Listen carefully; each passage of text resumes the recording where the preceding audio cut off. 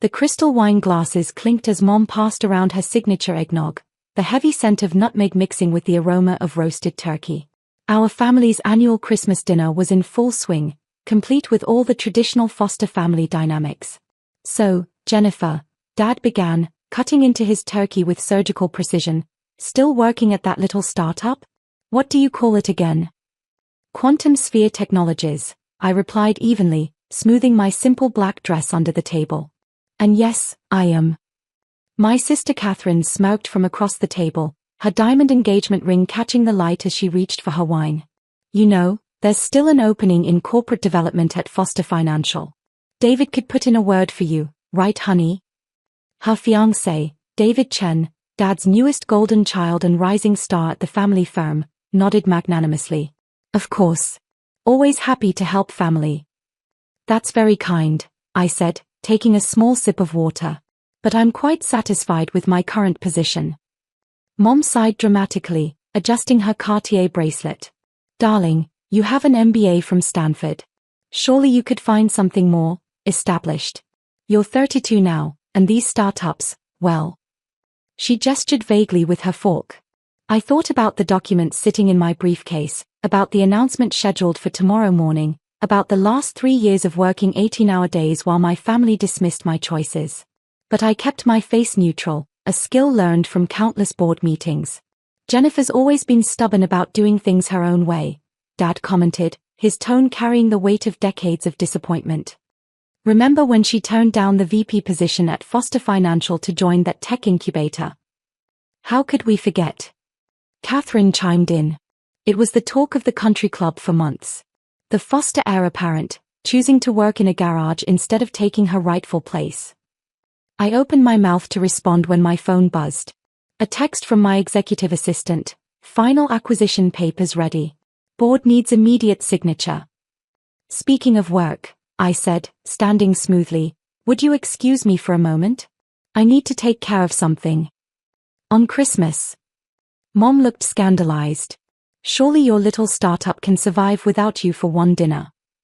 As if on cue, Marcus, my EA, appeared in the dining room doorway. He was impeccably dressed in a Tom Ford suit that probably cost more than Catherine's engagement ring.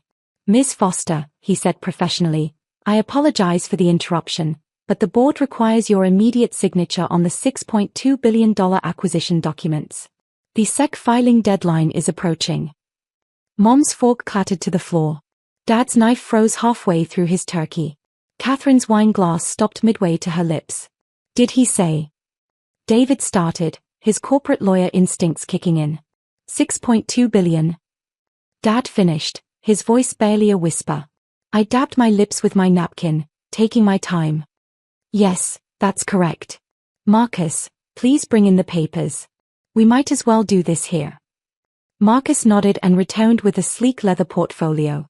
As he laid out the documents, I could feel 4 pairs of eyes following every movement. "Jennifer," Mom said weakly, "what exactly is your position at this startup?" I signed the final page with my Mont Blanc pen, a gift to myself after our first $1 billion in funding. Chief Executive Officer and majority shareholder. I looked up at my stunned family. Did I forget to mention that? CEO? Catherine's voice had risen an octave.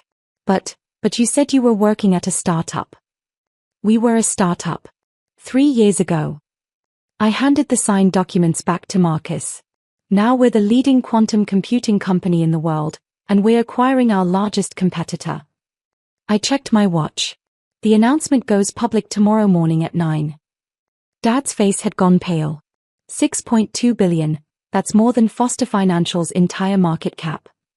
Yes, I agreed mildly. It is. I turned to Marcus. Please have the team prepare the press release. And inform the board the documents are signed. Of course, Miss Foster. He paused. Should I also inform them about the Google offer? Google offer. David's lawyer mask cracked completely. They can wait until after the holidays, I said to Marcus. To my family, I added, they're quite interested in our quantum encryption technology. The initial offer was $8 billion, but we're holding out for more favorable terms. The silence in the room was deafening. Even the Christmas music playing softly in the background seemed to have faded away. "Now," I said, picking up my fork again, "shall we continue with dinner? The turkey's getting cold." Mom's hand shook as she reached for her wine glass. Dad stared at me like he was seeing me for the first time. Catherine's perfect composure had cracked like thin ice. The little startup in the garage, it seemed, had grown up. And Christmas dinner would never be quite the same again. The grandfather clock in the corner ticked away the seconds of stunned silence. Through the dining room's bay windows, snow fell softly on the immaculate grounds of my parents' estate, the same estate I could now buy 100 times over. "I don't understand," Mom finally managed, her hand still trembling around her wine glass. "You never said anything about being CEO." "You never asked," I replied simply, taking another bite of turkey. "Every time I tried to talk about my work, you changed the subject to Catherine's wedding plans or David's latest promotion." Dad had pulled out his phone, his fingers moving frantically across the screen. "Quantum sphere technologies, my God. The patents, the government contracts, that was all you." "Every bit of it." I nodded to Marcus, who had remained discreetly by the door. "Show them." Marcus activated his tablet, and suddenly the dining room air filled with holographic displays. Quantum computing matrices danced above the Christmas centerpiece, while classified military applications scrolled past the family portraits. "Our quantum encryption system is already protecting 80% of global banking transactions," I explained, watching their eyes track the data. "The NSA uses our quantum radar technology. NASA's next Mars mission will run on our quantum navigation systems." Catherine's perfectly glossed lips parted in shock. But you work in a garage." I couldn't help but smile. "That garage is a quantum computing research facility larger than Foster Financial's headquarters. The industrial complex you drive past on your way to the country club? I own it. All of it." David, ever the lawyer, had pulled up our company's public filings on his phone. "The market valuation, these numbers can't be right." "They're actually outdated," Marcus interjected smoothly. "After tomorrow's announcement, our projected market cap will exceed $50 billion. Mom's wine glass slipped from her fingers, spilling red wine across her pristine tablecloth. For the first time in my life, she didn't even notice. $50 billion, she whispered. "Give or take a few billion," I confirmed.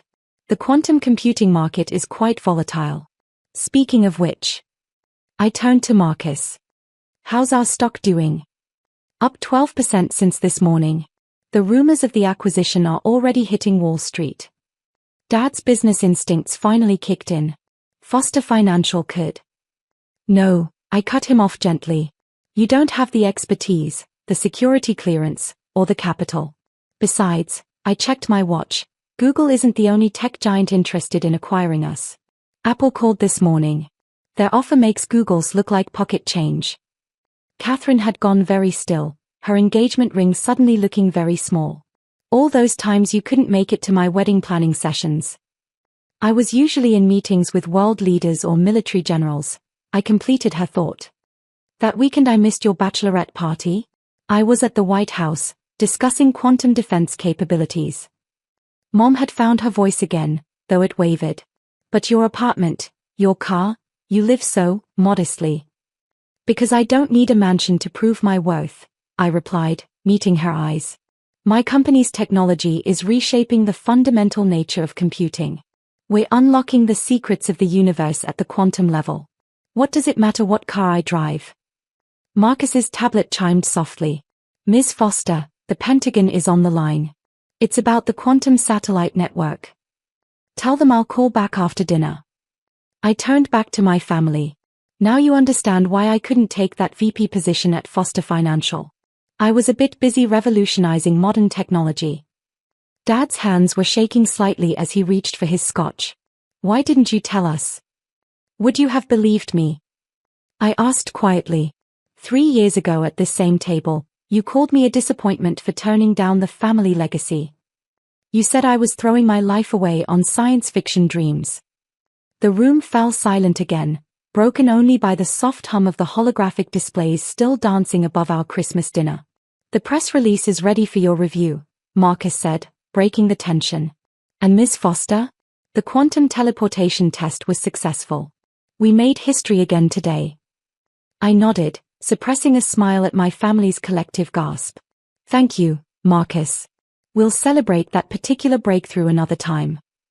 As I returned to my turkey, I could feel the weight of their stares, the sudden, crushing realization that while they'd been dismissing me as a failure, I'd been building an empire that made Foster Financial look like a corner store. The Christmas turkey had never tasted quite so sweet. The dessert course sat untouched, Mom's famous Christmas pudding forgotten as my family struggled to process their new reality. Outside, the snow continued to fall, adding another layer of white to the Foster estate's perfectly manicured lawn. Miss Foster, Marcus approached again, tablet in hand. The board of directors at Foster Financial is requesting an urgent meeting. They've learned about tomorrow's announcement. Dad's head snapped up. How could they possibly? Wall Street rumors spread fast, I said, dabbing my lips with the monogrammed napkin. Especially when a quantum computing company is about to revolutionize financial technology. Catherine's fiancé David, finally finding his corporate lawyer voice, leaned forward. Your quantum encryption system, Foster Financial could. Already has multiple offers from Goldman Sachs, JP Morgan, and every other major bank, I completed his thought. They're all desperate to upgrade their outdated security systems. I paused, letting that sink in. Foster Financial isn't exactly at the top of our priority list. Mom's hands fluttered to her pearls. But we're family. Family. I couldn't quite keep the edge from my voice. Last month at the country club, you told Mrs. Vanderbilt I was finding myself in some computer thing. Dad's been telling his golf buddies I'm going through a phase. And Catherine, I turned to my sister, you've been using my startup story as a cautionary tale at your charity luncheons. The silence that followed was deafening. Marcus's tablet chimed again. The NSA director is calling. It's about the quantum radar deployment. Tell them I'm in a meeting, I replied, not taking my eyes off my family. A rather important one about legacy and consequences. Dad cleared his throat, his business instincts warring with his pride. Jennifer, surely we can discuss some form of collaboration. Actually, I cut in smoothly, we should discuss Foster Financial's cybersecurity vulnerabilities. My team identified several critical weaknesses in your systems last month. The color drained from his face. What? I gestured to Marcus, who pulled up a detailed security analysis on his holographic display. Your entire digital infrastructure is obsolete. One quantum computer could break through your encryption in approximately. I checked the data, 3 minutes. That's impossible, David protested. We just upgraded our security last year. To systems that were outdated before they were installed, I corrected. The quantum computing revolution isn't coming, David. It's here. And companies that don't adapt will become obsolete. Catherine's perfectly manicured hands gripped her wine glass. Is that a threat? No, I said softly. It's a reality. One that Foster Financial's board of directors is probably discussing right now. As if on cue, Dad's phone buzzed with an urgent message. His face went ashen as he read it. Emergency board meeting tomorrow morning, he whispered. They want to discuss a potential acquisition. Let me guess, I smiled slightly. By a company with superior quantum computing capabilities. Mom's composure finally cracked completely. You're buying Foster Financial. No, I shook my head. I don't need to. By this time next week, every major financial institution will be scrambling to implement our quantum security systems. Those that don't. I let the implication hang in the air. Marcus approached again. The contracts are ready for the global banking implementation. And Apple just raised their offer to $12 billion. Dad's Scotch glass froze halfway to his lips. $12 billion. A starting point for negotiations, I said dismissively. But more importantly, a sign of how valuable quantum computing has become. I stood, smoothing my dress. Now, if you'll excuse me, I have a video call with the European Union about quantum infrastructure. As I moved to leave, Mom found her voice. Jennifer, wait. The Christmas gifts are under the tree, I completed her sentence. Though you might want to open the envelope first. It contains Foster Financial stock options. You'll want to exercise them before tomorrow's announcement. I paused at the door, taking in the scene one last time. The forgotten Christmas pudding, the scattered papers showing Foster Financial's vulnerabilities, the shell-shocked expressions on my family's faces. Oh, and Catherine, I added. About that corner office you're having renovated at Foster Financial? Don't bother. The quantum computing division will need that entire floor. As I left with Marcus, I heard Mom's faint voice. I suppose we should cancel her blind date with the Morgan's son. Yes, Dad replied weakly. Something tells me our daughter isn't having any trouble succeeding on her own. The Christmas tree lights twinkled in the foyer as I gathered my things, their glow reflecting off the quantum tablet in my hands. Sometimes the best gifts, I thought, are the ones you give yourself, like the satisfaction of proving everyone wrong. Merry Christmas, indeed.